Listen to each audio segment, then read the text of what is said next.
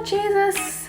Well, I can say I've cried on YouTube now, so there's a milestone.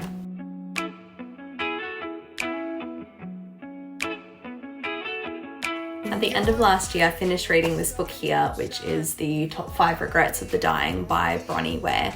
And I've read so many books before that have given me different perspectives in life and encouraged me to think differently or change myself in more positive ways. This particular book really hit me because it really emphasizes the fact that oftentimes it's only when you're at those final stages of life that you think about all the things that you wish you had done or things that you could have done differently. This is truly a beautiful book, and I would highly, highly recommend you go and read it yourself because it is very moving and teaches you some wonderful life lessons. What it has inspired me to do is to share with you what I, as a 27-year-old, have regretted.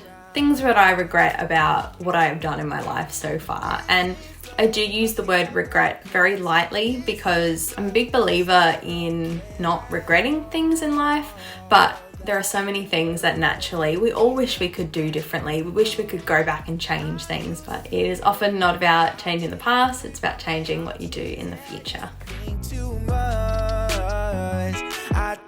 I feel like particularly as women, and especially in the modern world that we're in now, we are bombarded so heavily with images of how our body should look, what the ideal body is, whatever that is. You're too fat, you're too skinny, your boobs are too big, your bum's not big enough, your body's covered in stretch marks. It's like, seriously, no matter what you do, you actually just can't win. It's a revolving door of messages about how if your body doesn't look a certain way, that you are not worthy. It's so sad, but there's so many times before when I've looked in a mirror and seen my body and seen my curves and my lumps and my bumps, and rather than associating it with I dislike my body, instead I've somehow linked it to being I dislike myself. And it's crazy, right? I mean, our bodies are these amazing vessels that are here to take us through life. It is my job to treat this beautiful body with respect, and just because she doesn't look like an ideal that has either been given to me through messaging or an ideal that I've created in my head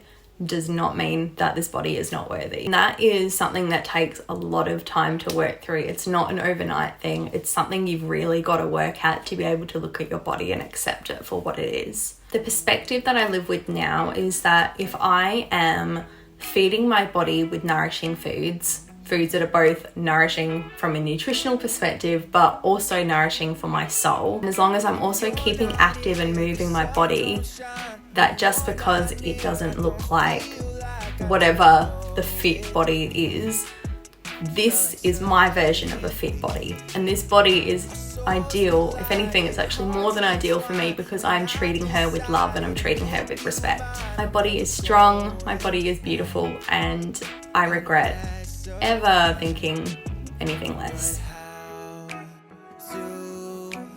I didn't realise the extent that this was impacting on my life until I started going to therapy last year, which, by the way, biggest advocate for therapy. I think everybody should do it. I came to realise that I was starting to present a version of myself to those around me that was me, but it was a version of me where I held back on expressing my thoughts and opinions and sharing things that made me innately me because I was scared of hurting someone's feelings, sharing an opinion that was maybe not the norm for those around me. I think I really did this for the fear of being shut down and for the fear of not being accepted. But for me, there's sometimes environments where I just don't feel like I belong there, where I feel like I don't fit in with the people around me. I can't relate to the things that they're sharing. I don't feel like they would be able to relate to me. So if you're anything like me, when you're in a situation like that, I put up a protective shield, right? It's basically where that real version of me is held back. And something that I'm trying to do is, rather than using that uncomfortable situation as a means for that shield to go up, I'm actually using that as the catalyst to try and bring that down, because it's okay if my opinions are different to others. It's okay if my interests and thoughts don't match necessarily to the people that are in this environment with me, because that's what makes us all special, what makes us all unique, and it actually makes for beautiful friendships, because no two people should ever be the same. I think, as cliche as it sounds, I'm also still at a point in my life where I am still trying to work out who I am and what I want that true version of Jasmine to be. The more that we practice just innately being ourselves, whatever that looks like, the more that you come to understand who you are and who you want to be as a person. I saw this TikTok recently that really resonated with me. This girl was talking about how she has gone into the new year treating herself as if she was her best friend. What she meant by this is that if she was ruminating on something, if her mental health wasn't in a clear state, that she would speak to herself as if she was speaking to her best friend. It's really resonated with me, because I feel like when I am in a bad mental health rut, the way that I speak to myself internally can just be so incredibly critical. And I don't even know why, but I guarantee you that if my husband, let's say, came to me with the exact same problems, the way that I would speak to him would be so different to the way that I would be internally speaking to myself. And it's really powerful when you think about things like this, because we deserve to speak to ourselves with respect and kindness. And it's like, why? Like, why are we so critical on ourselves? God, I'm already gonna cry. This little girl is me on my 3rd birthday. I actually really struggled with this at first, but this picture lives in my bathroom on the mirror, and every morning when I go in there, I see this little girl. And I love this picture because she just looks so happy and so innocent. And when I see this girl and I'm talking badly to myself, I remember that I'm talking to her. And I often try to think, when I'm talking badly to myself, I often try to think, how would I speak to her? While it was a really hard thing for me to do at first, it's actually become extremely powerful, because I treat myself with a lot more kindness and I cut myself a bit more slack where I need to.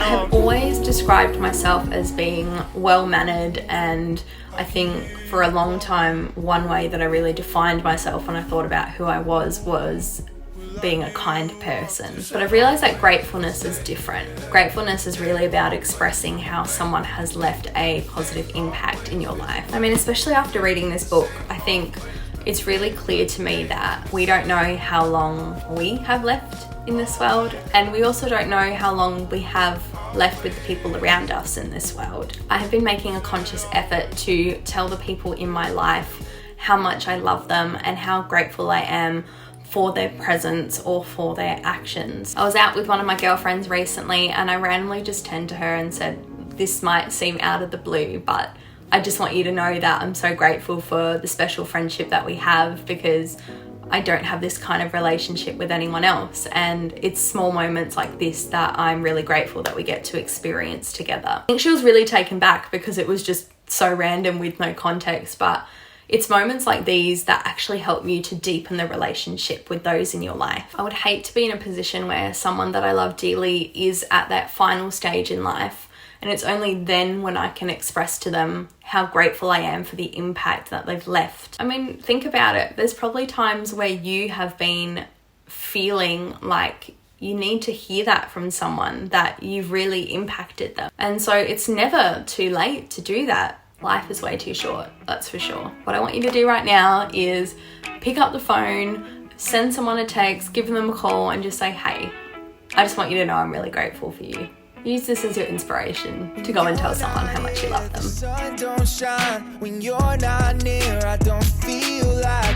I used to get so bloody worked up over the smallest things in life. Things someone said, the way something was in the house, like just things that when you actually think about it are totally irrelevant to the totality of the journey that you're going to have for the rest of your life. I've thought about times where it's taken so much more energy to be angry at someone and to go through the motions of having a disagreement with someone rather than just being neutral about it and letting it go. I just think if you put too much energy into caring about these small things, then you're not going to have enough time and energy to devote to the things that give real substance and meaning to your life. I know if I reflect back on a few years ago, I was such an uptight person. I needed everything perfect to a T, and I think particularly now in my marriage, I've learned how to just take every day as it comes, be more chill, just go with the flow. And if something's not going to bother me in a week, in a month, it doesn't need to bother me right now. Life is so short. Seriously, when you think about it, it is not worth it to live your life with regrets. We all have things that we live with from our past that we wish we could change.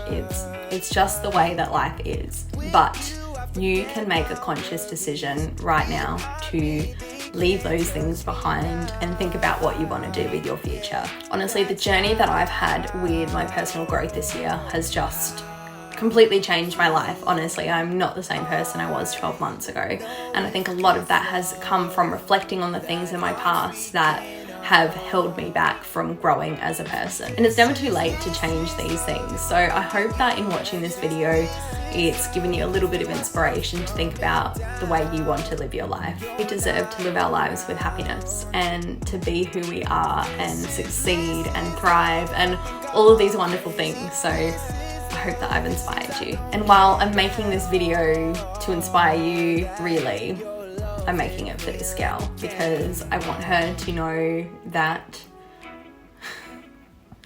why does this do this to me? I want this little girl to know that she is beautiful and worthy. She is not defined by her past, and she has the opportunity to make her future as bright and as beautiful and as positive as what she wants it to be. Oh, Jesus. Well, I can say I've cried on YouTube now, so there's a milestone. If you resonated with anything I said in this video, please give it a thumbs up and please subscribe to my little channel because it really helps. Alright guys, until the next one.